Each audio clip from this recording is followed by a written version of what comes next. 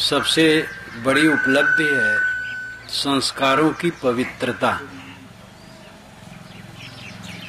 जीवन में किसने क्या पाया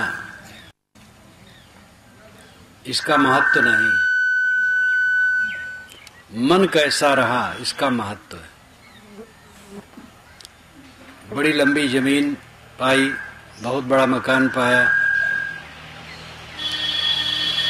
बहुत रुपए पैसे पाए, बड़ा पद पाया, जगत प्रसिद्ध हुआ,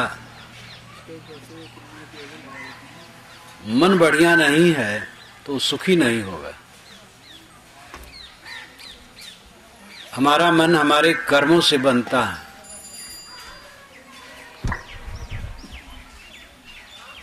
ज्ञान,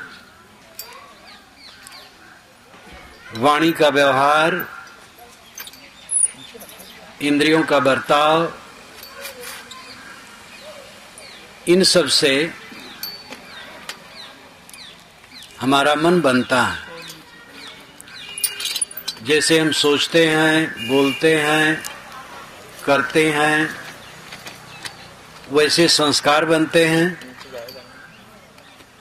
और संस्कारों का समुच्चय ही हमारी पूंजी बनती है। बच्चों को छुटपन में ही बता दिया जाता है कि भूत प्रेत होते हैं, तो अंधियारी कोठरी की तरफ वो देख नहीं पाते हैं कि वहां से भूत निकलेगा, चुड़ैल निकलेगी। और भूत प्रेत चुड़ैल नाम की कोई चीज दुनिया में कहीं है ही नहीं।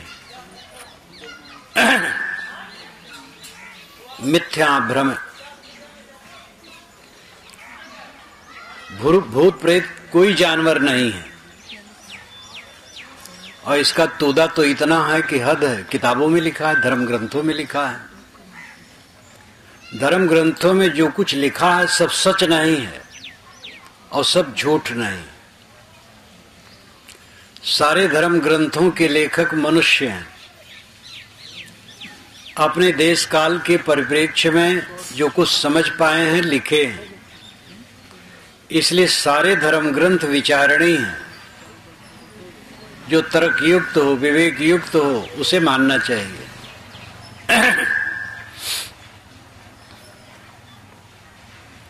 अंग फड़कने से हानि लाभ होते हैं।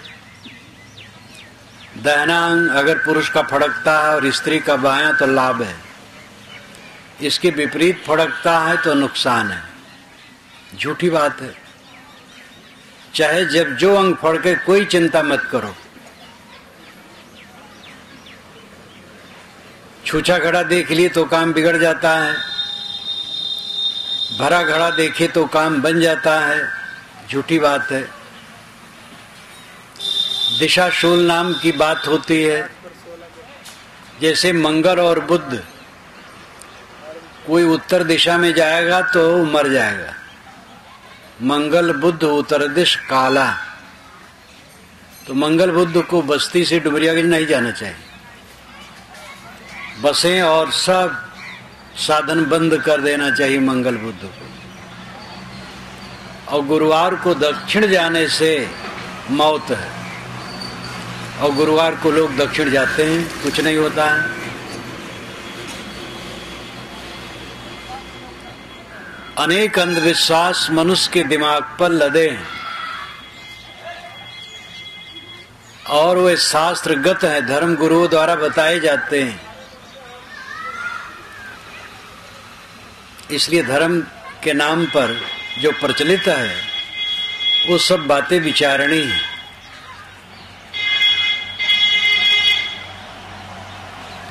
ग्रह टेढ़ा है, कोई अस्वस्थ हो गया तो सोखा कहता है भूत लगा है। पुरोहित पंडित कहता है कि ग्रह टेढ़ा है। ग्रह आकाश में हमारे ऊपर कैसे टेढ़ा है, और हमारे ऊपर टेढ़ा है तो दूसरे पर सीधा कैसे है। खुले आकाश में जितने लोग बैठेंगे, सूरज की गर्मी सबको बराबर लगेगी। किसी को लगे किसी को न लगे, कैसे होगा? सूरज की गर्मी क्या पूजा से कोई शांत कर सकता है? पूजा करके कोई ग्रह कैसे शांत कर सकता है? ग्रह लगा है और ग्रह शांत किया जाता है, दोनों ढकोसला है। ये बातें सब अथर्ववेद में भी लिखी। अथर्ववेद में झाड़ फूक, जंतर मंतर, भूत प्रेत सब है, और ज्ञान की बातें भी हैं, व्यवहार की बातें भी हैं। अथर्ववेद को ब्रह्मवेद कहते हैं। अथर्ववेद में बहुत सामग्री है।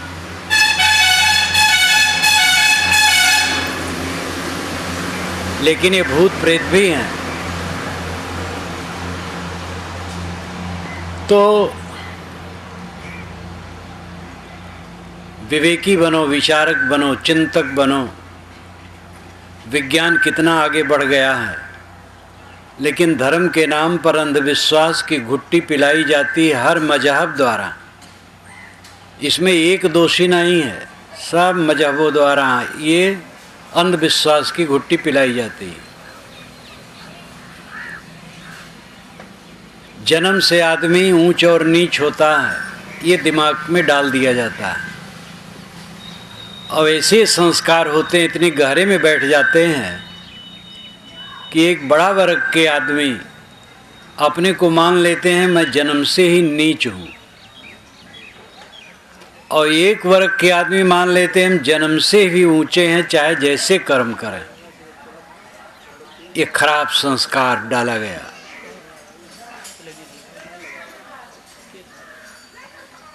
कबीर साहब ने कहा कोई ऊंचा नीचा नहीं है, जन्म से सब बराबर हैं, कर्म से ऊंचा नीचा हो जाते हैं। जो गलत कर्म करेगा पतित होगा, अच्छा कर्म करेगा ऊपर उठेगा। वेदों में भी किसी इंसान को अछूत नहीं कहा गया है। पंडित लोग कहते हैं कि अछूत वर्ग होता है, और ये भी कहते हैं कि हम वैदिक हैं। वेदों में कौन लाइन है जिसमें लिखा है कि आदमी अछूत होता है? चारों वेदों में कोई लाइन नहीं है, बल्कि ये लिखा है कि हमारा पौशाला एक हो और हम एक साथ भोजन लें। समानी प्रपा सहो अन्नभागः। तुम एक साथ भोजन लो, एक जलाशय से पानी पियो, ये बात कही गई है। अभी कुछ दिन पूर्व उसी कुएं से शेड्यूल कास्ट वाले पानी नहीं भर सकते थे, उसी तालाब से वो पानी नहीं ले सकते थे। ये गलत संस्कार सब दिमाग में डाला गया, और संस्कार डाल दिया जाता है, वो संस्कार बड़े बलवान हो जाते हैं।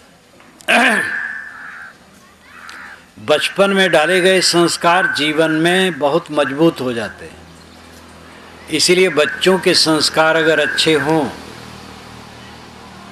तो जीवन में उनके बड़ा अच्छा होगा। भेदभाव, अंधविश्वास, ये सब के संस्कार न डाले जाएं, अच्छे संस्कार डाले जाएं, तो बच्चों का जीवन अच्छा बनेगा। इन बातों पर ध्यान देने की ज़रूरत है। गीली मिट्टी में मोहर मारी जाए तो छाप हो जाएगी, कड़ी ज़मीन में छाप नहीं हो सकती है। बच्चों का मन कोमल होता है, अगर उनको अच्छे संस्कार डाले जाएं तो अच्छे संस्कार वो अमिट हो जाएंगे जीवन के लिए, और गलत डाले जाएंगे तो गलत अमिट हो जाएंगे। ऊंच नीच की भावना भारत में क्या पूरे विश्व में गहराई से गड़ी है। भारत में ज़्यादा है। जब से वर्ण व्यवस्था हुई धीरे धीरे वो भावना बहुत ज़्यादा गहरे में होती गई। वर्ण व्यवस्था पहले काम का बंटवारा था,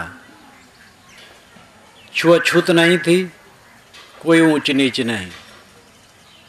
पीछे योग्यता से वर्ण कहा गया, उसके बाद जन्म से मान लिया गया, तब से विकार बढ़ गया। मोटा काम करने वाले को छोटा माना गया। जो हल चलाए, ईंटा जोड़े, कपड़ा बुने, बाल बनाए, बर्तन माजे, मशीन बनाए या और भी मोटा काम करे, उसको छोटा माना गया, अछूत माना गया। वेदों में ऐसी कोई बात नहीं है। चारों वेदों के ऋषि कर्मकर हैं। वे गाय चराते हैं, भड़भोज का काम करते हैं, दवाई कूटते हैं, हल चलाते हैं। सीरा जुंजंत कवयो, ये वेद का मंत्र है। ज्ञानी हल चलाता है, इसका अर्थ होता है। सीरा युंजंत कवयो, कवि का अर्थ होता है ज्ञानी। हिंदी में कवि का अर्थ होता है जो कविता बनाए और एक बोतल शराब पी करके मंच पर कविता गाए, वो कवि है।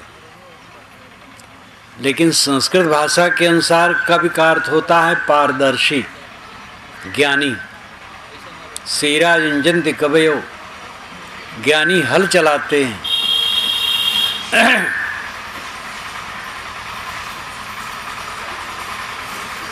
वैदिक ऋषि सारे मोटे काम करते थे।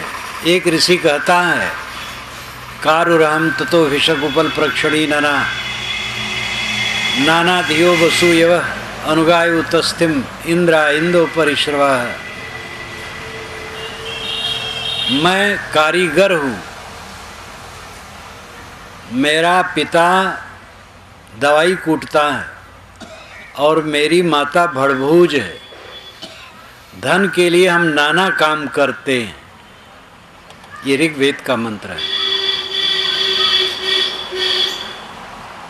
वैदिक ऋषि सभी कर्म कर हैं, उपनिषद के ऋषि कर्म कर हैं।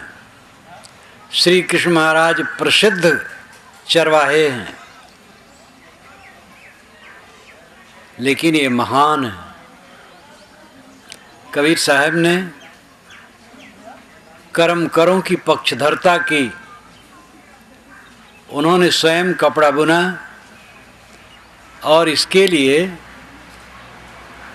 उन्होंने अपनी वाणी में कहा, अपने को जुलाहा कहा।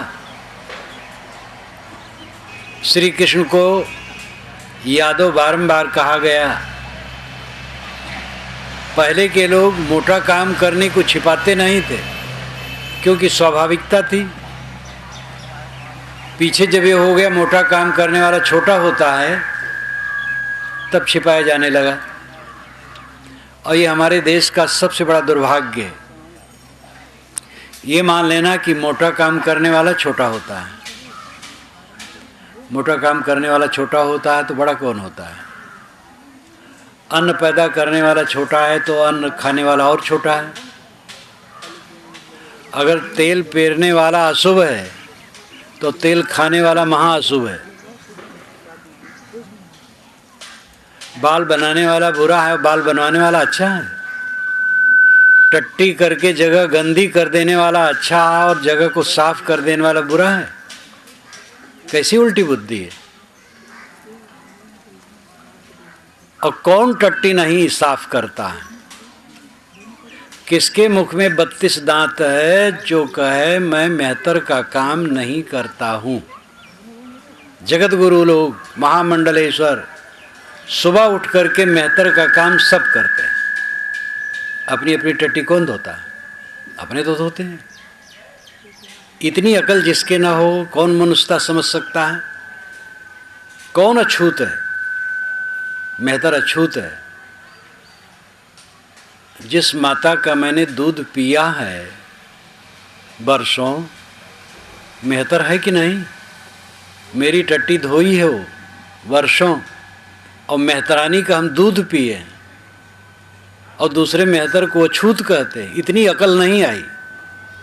और विद्वान हैं, पंडित हैं, ज्ञानी हैं, बड़े हैं, इसीलिए कबीर साहब ने काशी में कहा, पंडितों की नगरी में, पोथी पढ़ी पढ़ी जग मुआ, पंडित हुआ न कोई, ढाई आखर प्रेम का, पढ़े सो पंडित होए। पोथी पढ़ पढ़ के जगत के लोग मरते हैं लेकिन पंडित नहीं होते हैं। जो प्रेम का ढाई आखर पढ़े वो पंडित होता है।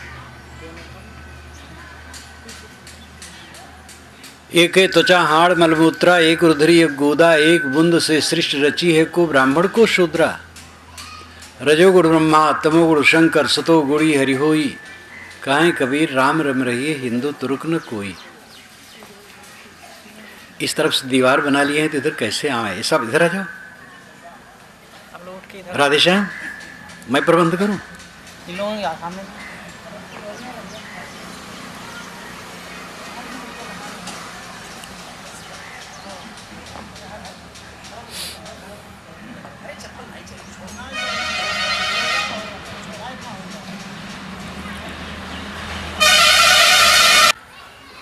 सबके शरीर में एक ही प्रकार के रक्त चाम मांस हैं और एक ही प्रकार चेतन आत्मा है।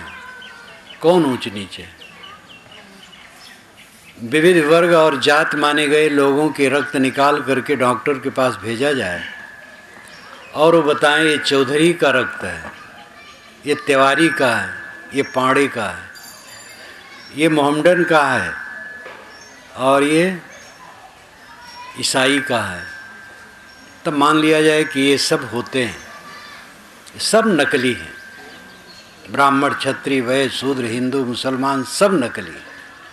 मनुष्य सच्चा, मनुष्य हम केवल मनुष्य हैं। वेद के ऋषि ने भी कहा मनुर्भव जनया दिव्यम जन्म, मनुष्य बनो और अच्छा जन समाज पैदा करो। वर्ग भेद वर्ण भेद जाति भेद, आजकल नेता लोग तो और देश को नरक कर रहे हैं। सब नेता को मैं नहीं कहता हूँ, अनेक नेता लोग जातिवादी भावना उठाते हैं, वर्गवादी वर्णवादी, इतना कुटिल काम करते हैं, देश को ये तोड़ रहे हैं। अंग्रेजों ने फूट डाल करके हमारे देश में राज किया, अब काले अंग्रेज को कहाँ निकालोगे? भारतवासी नेता एक काले अंग्रेज हैं। और मैंने पहले कहा कि सब नेता नहीं, लेकिन कुछ नेता हैं जो वर्ण वर्ग जात इत्यादि की भावना भड़का करके वोट मांगते हैं और कुछ धर्म की भावना भड़का करके वोट मांगते हैं। धर्म को समझते नहीं, धर्म क्या है? धर्म हिंदू नहीं है, धर्म मुसलमान नहीं है, धर्म ईसाई यहूदी नहीं है, धर्म जैन बौद्ध नहीं है, धर्म संयम और शील है। 1450 वर्षों से मुसलमानों का मजहब है। अगर वही धर्म है तो उसके पहले सब अधर्म था। अब आज भी जो मुसलमान नहीं सब अधर्मी हैं।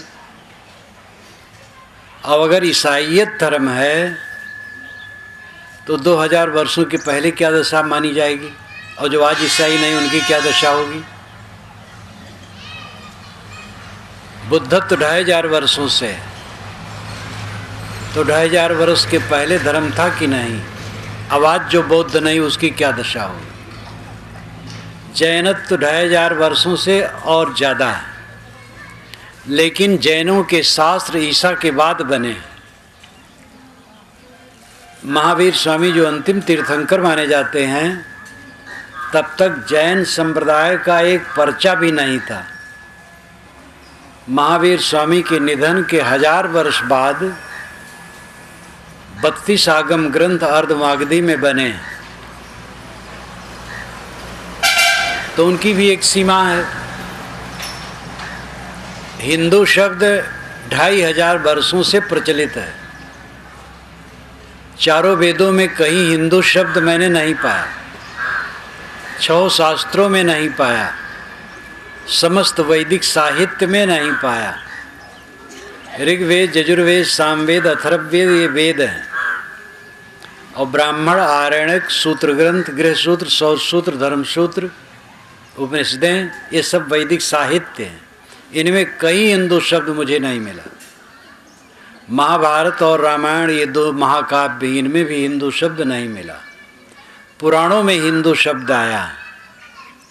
ईरान वालों ने सिंध नदी को हिंद नदी कहा। फारसी भाषा में सा का हा हो जाता है। हम लोग सप्ताह कहते, वे लोग हफ्ताह कहते।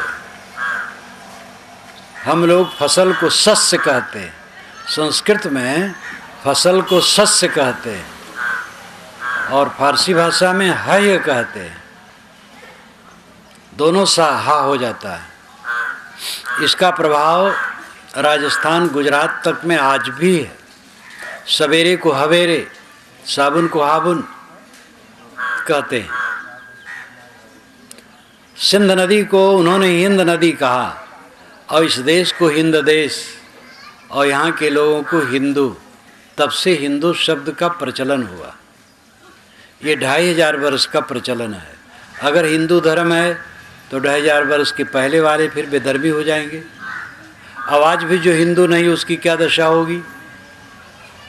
हिंदू एक समाज है और उसमें बहुत संप्रदाय हैं। इस्लाम संप्रदाय है, ईसाईयत संप्रदाय है, जैन बौद्ध संप्रदाय हैं। ये सब संप्रदाय हैं। संप्रदाय बनते और मिटते हैं, बदलते हैं। धर्म बनता मिटता नहीं, धर्म सदा रहता है। मजहब और संप्रदाय बनते हैं किसी महापुरुष द्वारा। हजरत मोहम्मद से इस्लाम का निर्माण हुआ, संत ईसा से ईसाईयत का, बुद्ध से बुद्धत्व का, और खास महावीर स्वामी से जैनत्व का। ऐसे मूसा से यहूदियों का। तो किसी भी संप्रदाय का उदय होता है जब, तो उसका एक ग्रंथ होता है, वो महापुरुष होता है, परंपरा होती है।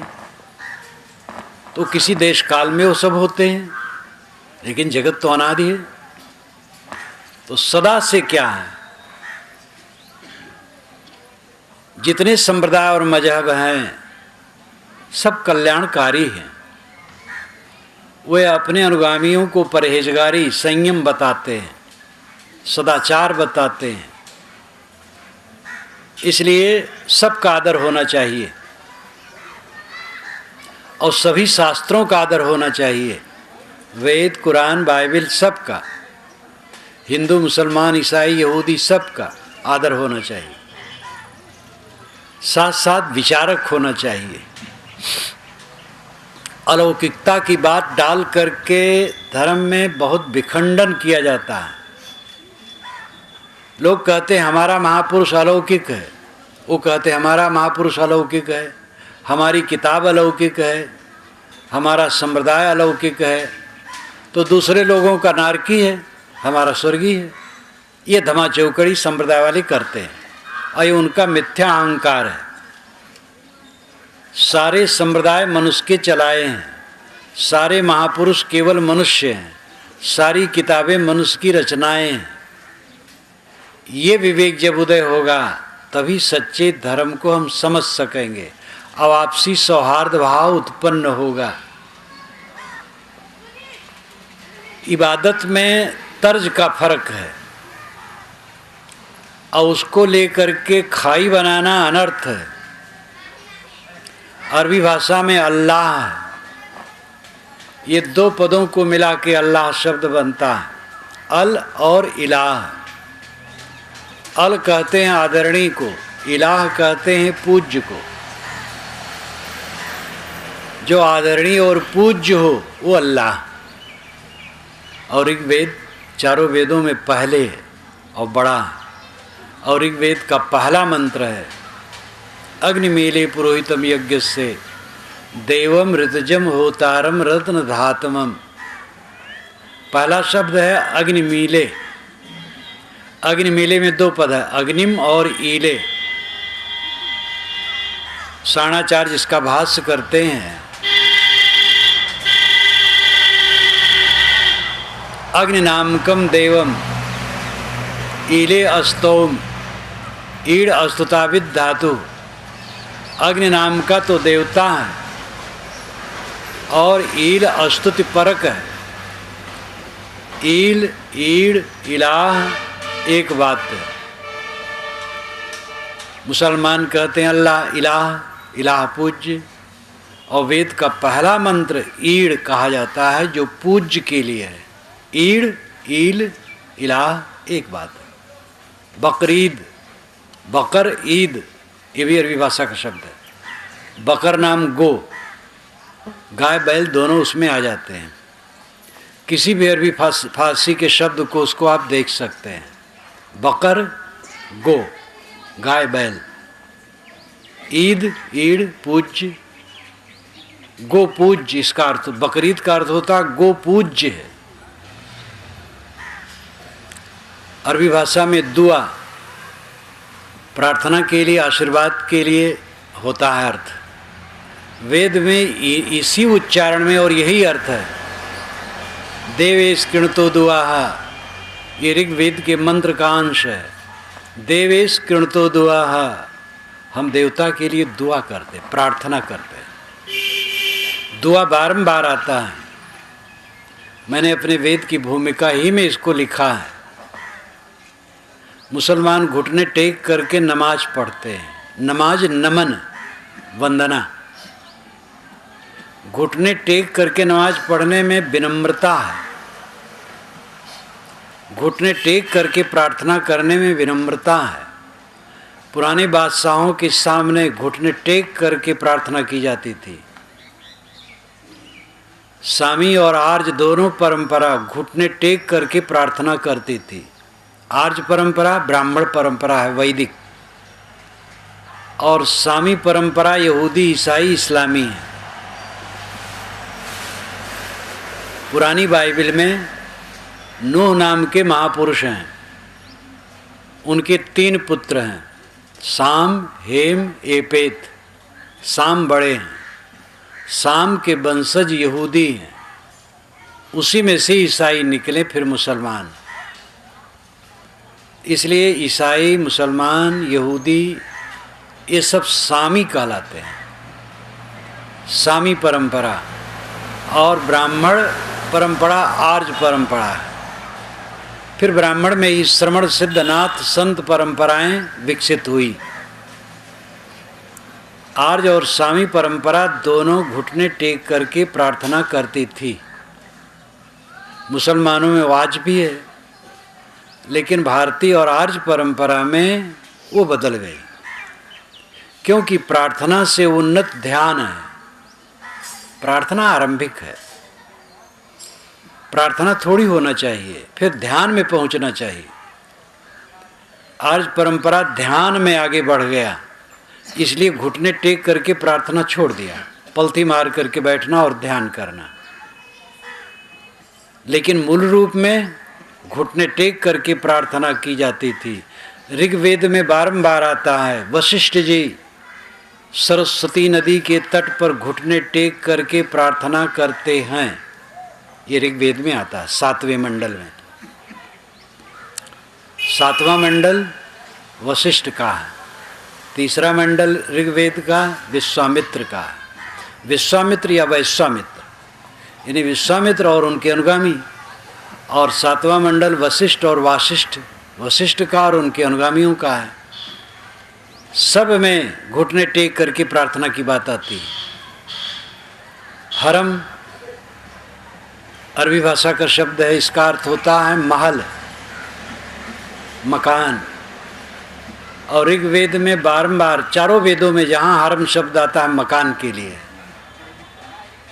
इंद्र के लिए हम हरम बनाते हैं, इंद्र के लिए घर बनाते हैं, प्रार्थना की गई है।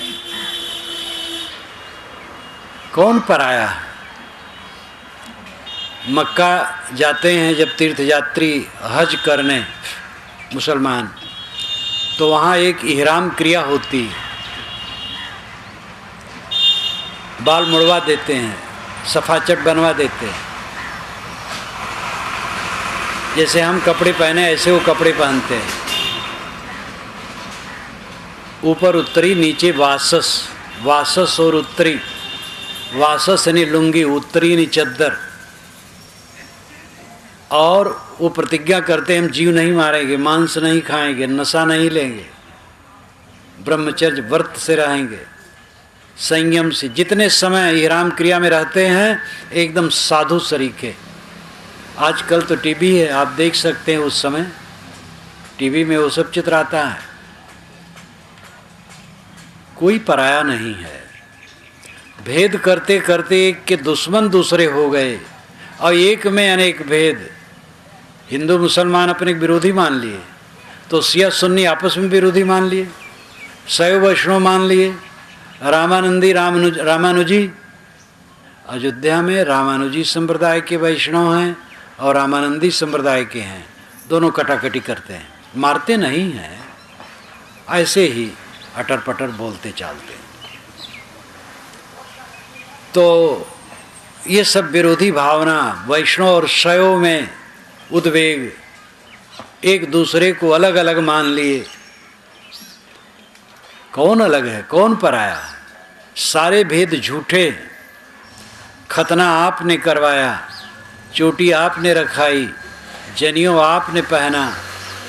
जन्म से बच्चा क्या है, हिंदू कि मुसलमान, वो ईमानदार इस इंसान है। बड़ा होगा तब नकाश निकाला जाएगा, तब नकाश निकाल करके वो नकली बनेगा। जन्म में सब ईमानदार रहते हैं। एक नवजात बच्चा सड़क पर पाए तो उसको आप नहीं कह सकते मुसलमान है कि हिंदू है। इन वास्तविकताओं को समझने की जरूरत है। एकता, राष्ट्रीय भावना कब आएगी? राष्ट्रीय भावना किसे कहते हैं? कुछ लोग बड़ी राष्ट्रीय भावना की बात करते हैं और सांप्रदायिकता की आग लगाते हैं। राष्ट्र क्या जमीन है केवल? अगर केवल जमीन राष्ट्र है तो चंद्रलोक राष्ट्र है, लेकिन चंद्रलोक को कोई राष्ट्र नहीं कहता, वहां कोई जीव नहीं है।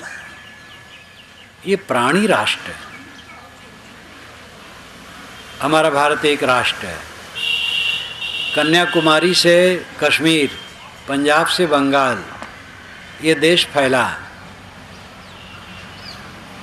इस जमीन की वंदना नहीं है, इस जमीन पर रहने वाले प्राणियों और मनुष्यों की वंदना है। फिर जमीन की भी वंदना है। लेकिन अगर प्राणियों के साथ दुर्व्यवहार किया जाता है तो जमीन की भक्ति करके दिवालिया पिटेगा, दिवाला पिटेगा। मनुष्य मात्र के प्रति सद्भाव होना चाहिए। आप जानते हैं कि विष्णु भगवान की एक मूर्ति बनाई जाती है, 4 हाथ उसके लगाए जाते हैं, शंख चक्र गदा पद्म दे दिया जाता है और वो विष्णु भगवान है, उसकी आरती की जाती है और हम समझते हैं कि हम विष्णु उपासक हैं। विष्णु उपासक वह है जो प्राणी मात्र को भगवान समझे। विष्णु का अर्थ है जो सब में प्रविष्ट हो।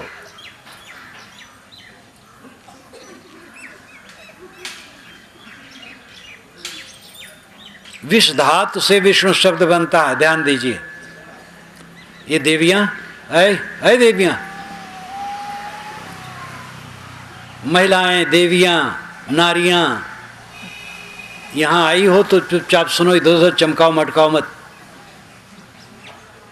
चुपचाप स्थिर।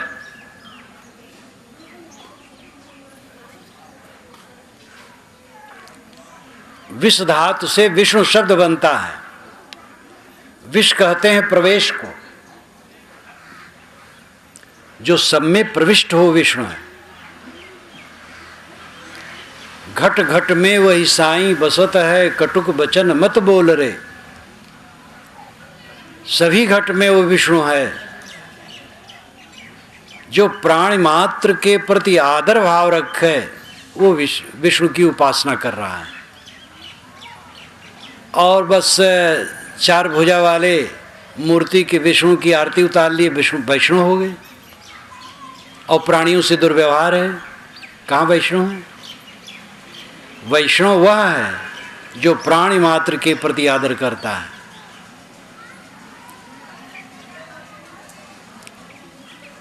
जिनका बच्चा रोता हो उनको उठा करके बाहर ले जाना चाहिए।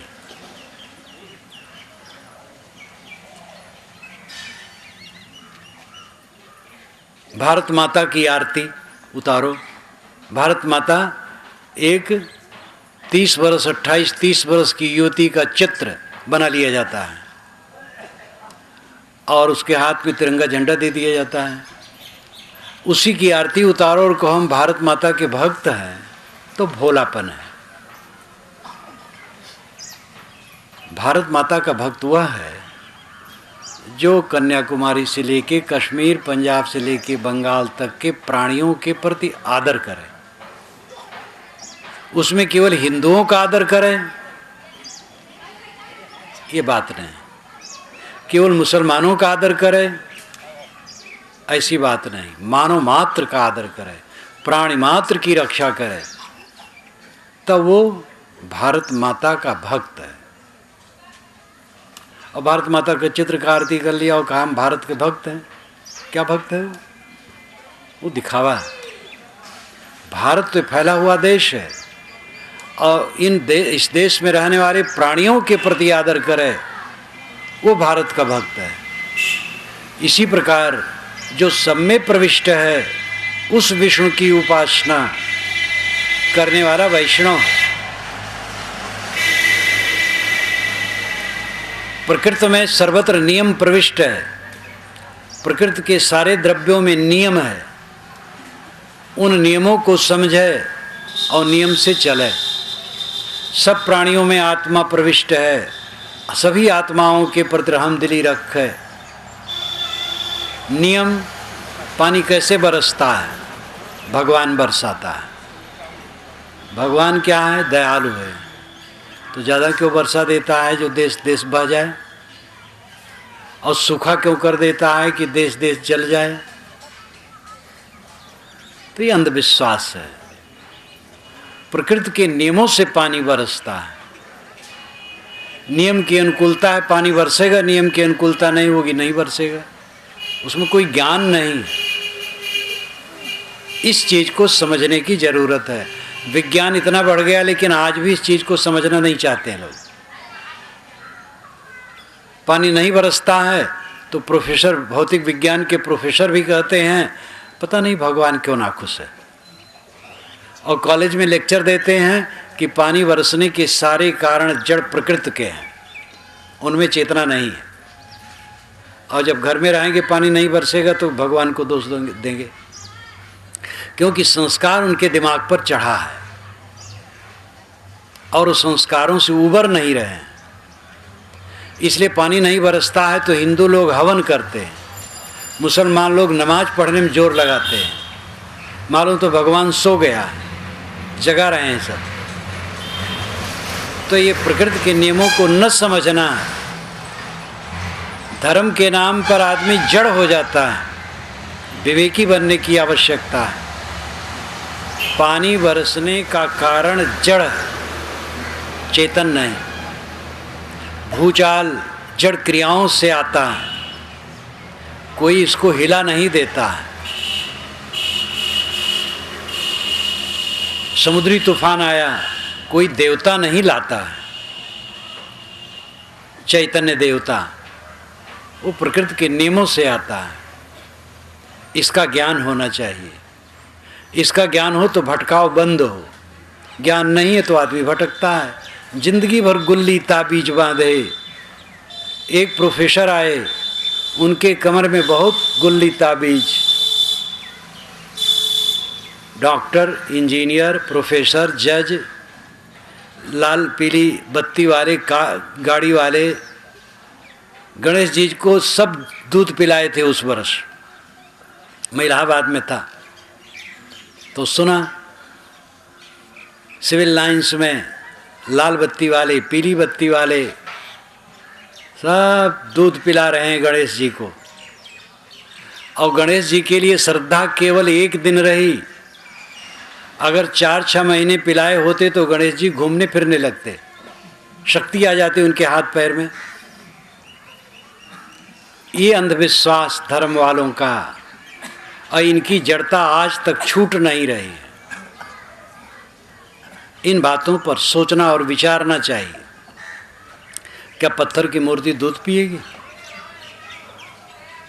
इतनी जड़ता, दिमाग हम इतना पथराए बैठे हैं आज तक, विज्ञान इतना बढ़ गया है, अंधविश्वास इतना, भूत प्रेत जादू टोना जंतर मंतर झाड़ फूंक, आज भी वैसे ही तंत्र मंत्र, बड़े बड़े तांत्रिक।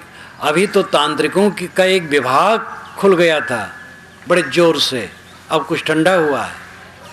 एक तांत्रिक 3-4 वर्ष के पहले बिहार में सभी सोखाओं ओझाओं को बुला करके पुरस्कृत किया था कि हमारा ये पुराना विज्ञान लुप्त हो रहा है।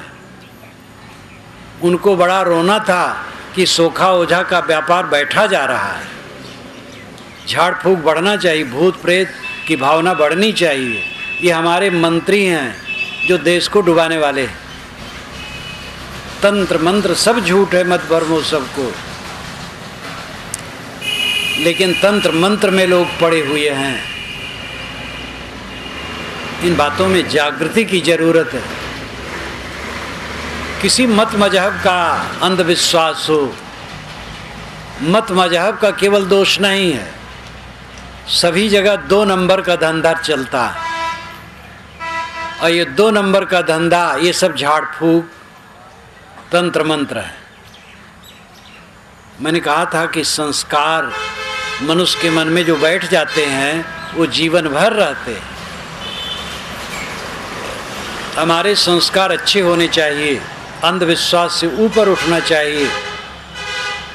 मानव मात्र समान है मूल रूप में, अपने गुण कर्मों से छोटे बड़े होते हैं। मजहब अलग अलग हैं, संप्रदाय अलग अलग हैं, धर्म अलग अलग नहीं। एक नमाज पढ़ा, एक प्रार्थना किया, एक माला फेरा, एक तस्बीह फेरा, एक राम कहा, एक रहीम कहा, फर्क क्या हुआ? कबीर साहब कहते, भाई रे दुई जगदीश कहाँ ते आया, कहो कौने बौराया, अल्लाह राम करीमा केशो हरि हजरत नाम धराया, गहना एक कनक ते गहना यामे भाव न दूजा, कहन सुनन को दुई कर थापे, एक नमाज एक पूजा, वही महादेव वही मोहम्मद ब्रह्मा आदम कहिए, को हिंदू को तुरुक कहावे एक जमी पर रहिए, वेद किताब पढ़ाए वह कुतबा वह मुलना वह पाड़े, बेगर बेगर नाम धराए एक मिट्टी के भाड़े, कहें कबीर वह दोनों भूले राम किनो न पाया, वह खसी वह गाय कटावे बादह जन्म गंवाया।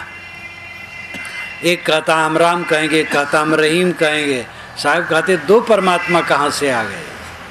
वही बात राम है, वही रहीम है। कोई कहता हम पानी पिएंगे, कोई कहता हम जल पिएंगे, लेकिन चीज़ तो एक है।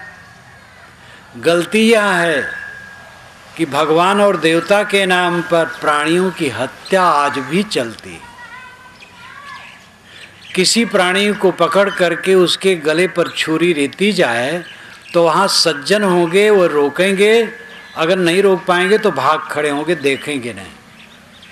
भगवान ईश्वर और देवता किसी के गला को रेतते देख करके खुश होता है, ये समझ में बात आती है? क्या ये सच है? आज के युग में भी ये हो रहा है। ऐसे ऐसे त्यौहार दुनिया में होते हैं जिसमें पूरी दुनिया में करोड़ों जानवर गला रेत के मार डाले जाते हैं, और अखबारों में छपता बड़ी शांति से त्यौहार मनाया गया, क्योंकि जानवरों के पास जबान नहीं थी अखबार वालों से कहें। अब अखबार वाले कब सुनने वाले हैं, कब देखने वाले हैं? निरीह प्राणियों का गला रेत रेत करके ईश्वर और देवता को खुश किया जाता है। कितना जंगलीपन है। कभी ईश्वर खुश नहीं हो सकता इससे, कोई देवता खुश नहीं हो सकता इससे। अब आज तक ये जंगलीपन छूटा नहीं। इन बातों पर हमें ध्यान देने की आवश्यकता है। रहम दिली और दया। भाई रे संतो राह दुनो हम दीठा, साहब ने कहा संतो राह दुनो हम दीठा, हिंदू तुर्क हटा नहीं माने स्वाद सबन को मीठा, हिंदू व्रत एकादश साधे दूध सिंगारा सेती,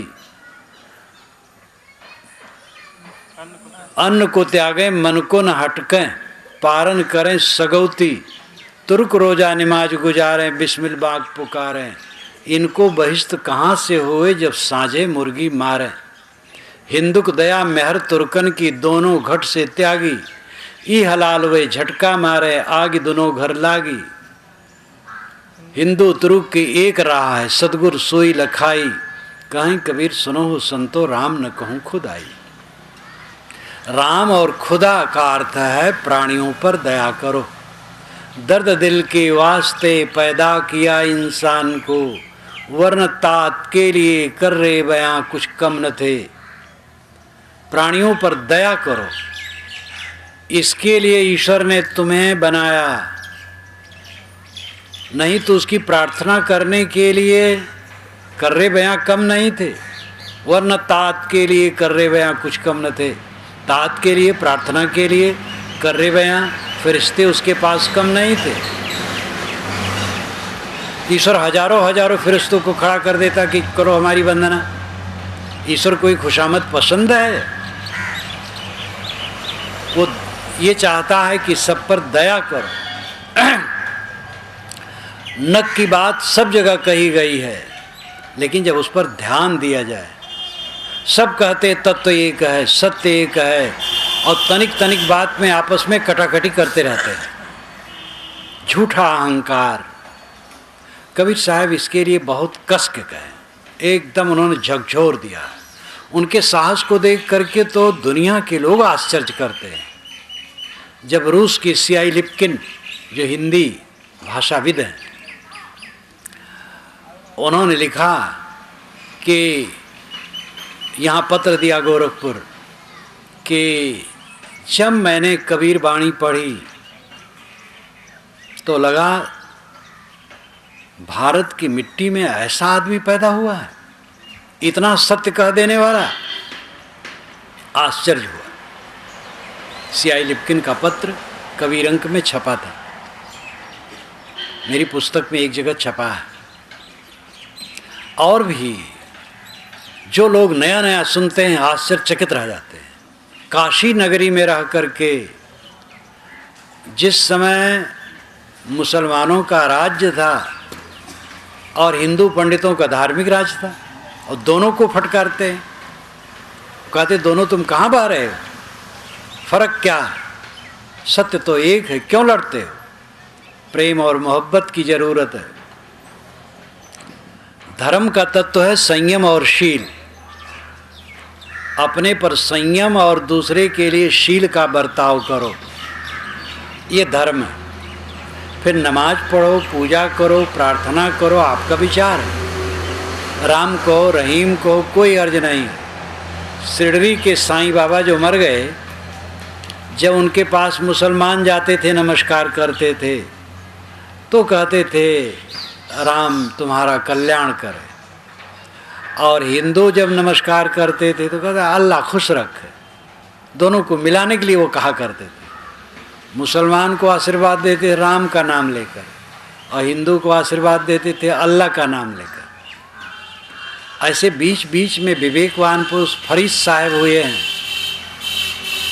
थोड़ी वाणी उनकी है, सबको मिलाने के लिए उन्होंने चेष्टा की है। इन सब में कबीर साहब का आप जानते ही हैं, बड़ा जाजुल्यमान, इनकी हजारों वाणियाँ देश विदेश में गूंजती हैं। आजकल तो उन पर जितना रिसर्च विश्व में हो रहा है, किसी भारतीय संत या कवि पर नहीं हो रहा है। तो कबीर साहब की छटपटाहट यही थी, अवर्ण श्रवण मान करके मनुष्यता को बांटना, हिंदू मुसलमान को अलग मान करके मनुष्यता को बांटना, ये गलत है। आज भी धर्म के नाम पर देश को बांटने के चक्कर में लोग पड़े हैं। ईश्वर को बेचारे को सिर छिपाने की जगह नहीं है, तो तो ईश्वर के भक्त लोग मंदिर और मस्जिद बनवा करके उस पर दया कर रहे हैं कि भगवान थोड़ा पानी वानी बरसे तो जरा छाया में हो जाए, तो उसको लेकर के लड़ाई करते हैं। यहाँ हमारा मंदिर है, यहाँ हमारा मस्जिद है। अरे मंदिर मस्जिद निर्विवाद जगह में बनाओ, जमीन खरीद लो, वहाँ मंदिर बनाओ, मस्जिद बनाओ, कौन रोकता है? जहाँ विवाद है मंदिर मस्जिद मत बनाओ। भगवान परेशान नहीं है, उसके रहने की जगह कम नहीं है। कबीर साहब ने कहा, पूरब दिशा हरि को बासा, पश्चिम अलह मुकामा, दिल माँ खोज दिलही माँ खोजो यह करी मारामा। जो खुदाए मस्जिद बसत है और मुल्क के केरा, तीरथ मूर्त राम निवासी दुईमा किन्होंने हेरा। अगर खुदा मस्जिद में बसता है तो और मुल्क में कौन रहता है? और राम केवल मंदिर में रहता है तो और दुनिया में कौन रहता है? पूरब अगर हरि रहता है और पश्चिम अल्लाह है तो बाकी समय बाकी जगह कौन रहता है? पूरब तरफ हिंदू मुख करके क्यों प्रार्थना करते हैं? सूरज पूरब उगता है, जिधर उगे सूरज उधर को पूर्व कहते हैं, तो उधर मुख करके वो प्रार्थना करते हैं। सूर्य प्रकाश स्वरूप है, प्रकाश ज्ञान का प्रतीक है, इस भाव से पूर्व तरफ मुख करके वो प्रार्थना करते हैं। लेकिन संध्योपासना विधान में है कि अगर दोपहर को प्रार्थना करे तो उत्तर मुख के करना चाहिए, और शाम को करे तो पश्चिम मुख करके करना चाहिए, क्योंकि पश्चिम सूरज चला जाता है। आप कहेंगे कि दोपहर में उत्तर कहाँ जाता है सूरज, तो उसमें भी बड़ा भ्रम है। सूरज तो कुछ दक्षिण रहता है, लेकिन दक्षिण यमपुरी है इसलिए बड़ा अशुभ मानते हैं, इसलिए दक्षिण दरवाजा तक लोग नहीं करते, ये भी भ्रम है। मुसलमान पश्चिम क्यों मुख करके करते हैं? भारत से काबा पश्चिम है और थोड़ा सा दक्षिण है। काबा ही उनका किबला है। किबला नाम जो सामने हो, हजरत मोहम्मद पहली बार जहाँ और पहले वाले सिर करके मुख करके करते थे, वहाँ से घूम करके वो काबा की तरफ मुख करके नमाज पढ़े। उसी दिन से काबा की तरफ मुसलमान मुख करके नमाज पढ़ने लगे। तो काबा उनका उपासना स्थल है, और यहाँ से वो पश्चिम है इसलिए करते हैं। ये नहीं कि परमात्मा पश्चिम बसता है। तो ये सब अपना अपना विधान है, सत्य उसमें बटा और कटा नहीं है। इन बातों को समझने की ज़रूरत है। एक दूसरे के शास्त्रों को पढ़ें, एक दूसरे के मत मजहबों को जानें, एक दूसरे के रस्म रिवाज को जानें, एक दूसरे से घुले मिलें, तो तफरका ख़त्म हो, आपस का विवाद ख़त्म हो, और एक दूसरे से अड़ंगेबाजी, कठोरता, बस हम स्वर्ग में जाएंगे बाकी नरक में जाएंगे। अरे नरक में ईर्षा क्रोध काम लोभ मन में भरा है तो नरक अभी है, मरने पर भी नरक होगा। और प्रेम क्षमा दया संतोषशील है तो आज ही स्वर्ग है, मरने पर भी स्वर्ग होगा। हिंदू समाज में लिखा जाता, कोई मर जाता है कि फलाने भैया का स्वर्गवास हो गया। कैसे कहा जाए कि नरकवास हो गया? ये सभ्यता है लिखना कि स्वर्गवास हो गया। लेकिन स्वर्गवास, स्वर्ग का अर्थ होता अपने में लौट आना। स्वर्ग स्वर्ग, स्वर्ग शब्द का पदच्छेद कीजिए तो हो जाएगा स्वर्ग, स्वयं में लौट आना। स्व स्वयं का गमन, अपने में लौट आना स्वर्ग है। जो आत्म संतुष्ट हो गया वो स्वर्ग पा गया। वैकुंठ कुंठा रहित हो जाना, विकुंठ ग्रंथ रहित, कॉम्प्लेक्स फ्री। जिसके मन में कॉम्प्लेक्सेस नहीं है, ग्रंथियां नहीं है, वो वैकुंठ प्राप्त कर लिया। मोह का क्षय मोक्ष है। जिसके मन में मोह नहीं कहीं, वो मोक्ष प्राप्त है। मरने पर वही होता है जो जीते पर है। जो आज वही कल होगा। एक जगह 4 लोग सोएं, एक अरबी का गाता है, एक संस्कृत का, एक बंगला का, एक रसियन का। चारों जब जगेंगे तो अपनी अपनी भाषा बोलेंगे। सोने से उनका अस्तित्व तो बदल नहीं जाएगा। इसी प्रकार मरना सत्य का लोप नहीं है, आत्मा और देह का केवल वियोग है। देह में रहते रहते अगर मन निर्मल है तो आज वो मुक्त है, स्वर्ग सुख पा रहा है, और मरने के बाद भी स्वर्ग सुख पाएगा। स्वर्ग कोई कहीं देश होश नहीं है, ये तो नाना मत वाले स्वर्ग जन्नत की कल्पना किए हैं मोटी बुद्धि वालों को समझाने के लिए। शील, क्षमा, दया, करुणा, प्रेम, अनासक्ति, शुद्ध भाव, संतोष, ये सब मन में रहना स्वर्ग है, मोक्ष है, वैकुंठ है, जन्नत है। और घृणा, ईर्षा, क्रोध, काम, मद, मत्सर, ईर्षा, छलकपट, अहंकार, ये सब विकारों का मन में रहना नरक है। यही बंधन है, यही वास्तविकता है। इसलिए आज ही हमें अपने मन को निर्मल करके रखना चाहिए। अंतिम में अध्यात्म की कुछ बातें कह करके मैं समाप्त करूंगा। हमारा जीवन बड़ा महत्वपूर्ण है और इसको कमाने खाने में बिता देना महा अनर्थ है। कमाते क्यों हैं? खाने के लिए। खाते क्यों हैं? जीने के लिए। जीते क्यों हैं? इसका पता नहीं। जी रहे हैं बस रेंग रेंग करके। कुछ बच्चे पैदा कर लिए, उनको पालते पोसते हैं और लड़ते हैं उनसे, कलह करते हैं, मर जाते हैं। यही जिंदगी है। कमाएं खाने के लिए, खाएं जीने के लिए, जिए आत्म कल्याण के लिए। आत्म कल्याण है इसी जीवन में शांति की प्राप्ति। आदमी की नींद खुले और वो प्रसन्न रहे, उसके दिमाग में कोई तनाव न हो, दिन भर अपना काम करे, पूजा अर्चा भी करे, ध्यान करे, नमाज पढ़े, जो करता हो अपने अपने मत के अनुसार करे और काम धाम भी करे और दिन भर तनाव रहित रहे, कॉम्प्लेक्स फ्री, निर्ग्रंथ मन। बिस्तर पर जाए, आराम से नींद आ जाए, सुख से सोए, सुख से जागे, सुख से जिए और सुख से मरे। मरने को आप लोग चाहेंगे मरने का नाम ना लो, सुख से जीना भर कहो, मरने का नाम ना लो, उसको बचाए रखना चाहते हैं जो कि पक्का है, होना है। और कुछ न हो, न हो, पदोन्नति न हो, धन जितना चाहते हो न मिले, जिन जिन प्राणी पदार्थों पर अपना अधिकार आप जमाना चाहते हो शायद न हो, लेकिन मृत्यु निश्चित है। उसी को आदमी भुलाए रखने की चेष्टा करता है। क्यों? कायर बच्चे परीक्षा के दिन से घबराते हैं और जब परीक्षा दे लिए तो रिजल्ट